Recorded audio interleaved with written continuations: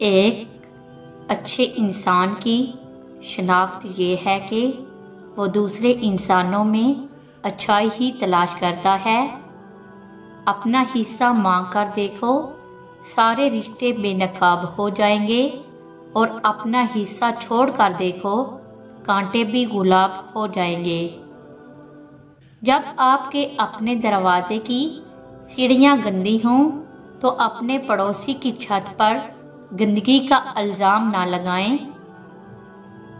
परेशानी बताने से बढ़ती है, खामोश रहने से कम होती है, सब्र करने से हद और अल्लाह का शुक्र अदा करने से खुशी में बदल जाती है।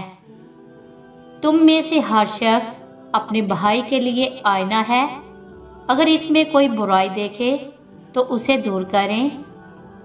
उन लोगों को संभाल के रखें जो आपके दिल में उतरते हैं, और इन लोगों से बचकर रहें जो आपके दिल से उतरते हैं। बेहतर इंसान बनने की कोशिश करें। एक बेहतर इंसान बनने के लिए उस्ताद की सिखाई हुई बुनियादी बातों को अमल में लाकर ही बना जा सकता है। बड़ा इंसान वो है जिसकी महफिल में कोई खुद को छोटा न समझे।